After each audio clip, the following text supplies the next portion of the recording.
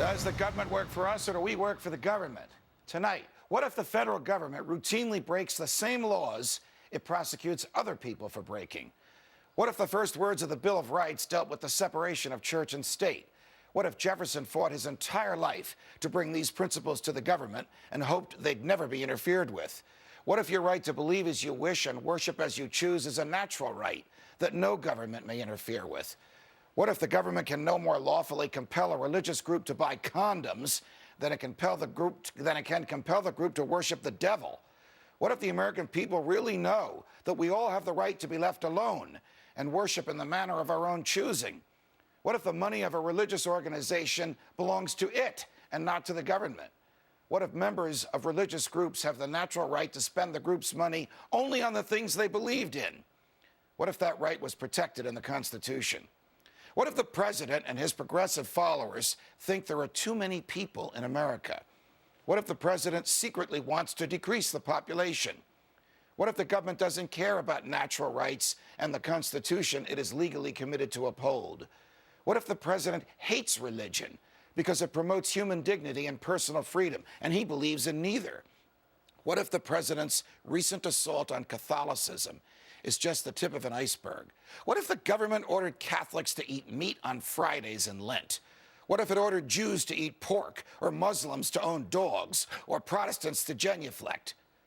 What if the president ran for office on a platform of human freedom and civil liberty, and he didn't believe in either?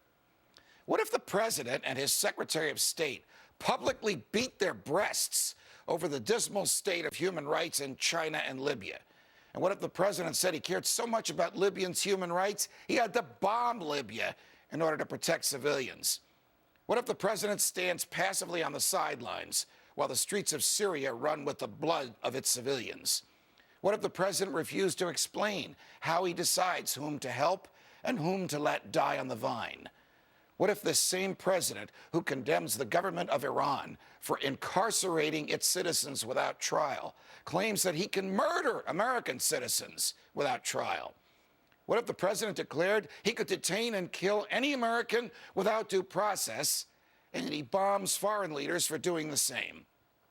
What if the president pretended that he is an inheritor of the legacy of Dr. Martin Luther King Jr., at whose hands no one died?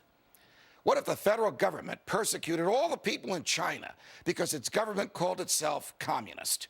What if everyone in the United States was forced to put up with a trade embargo on that country because of the label the government there gave itself?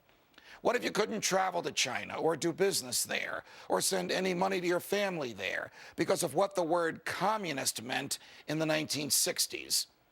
What if the government thinks it has the right to tell you where to go?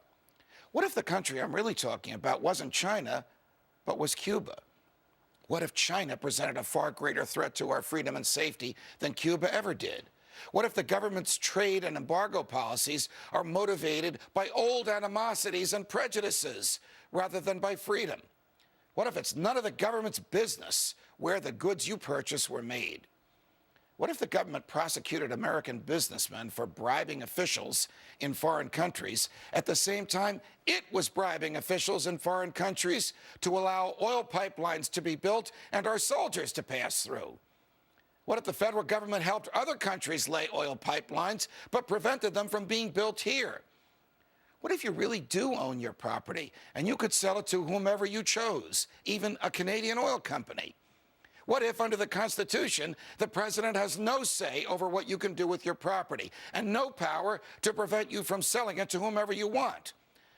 What if the government bribed the poor with welfare and the middle class with tax breaks and the rich with subsidies? What if the government rigged elections so that no matter who wins, nothing changes? What if a presidential candidate offered positions of power to public officials without their knowledge? What if those public officials endorsed that candidate and then the media trotted out the endorsement as if it was something we should take seriously? What if the leading Republican candidate for president really agreed with President Obama more than he agreed with the folks who fought and won our revolution?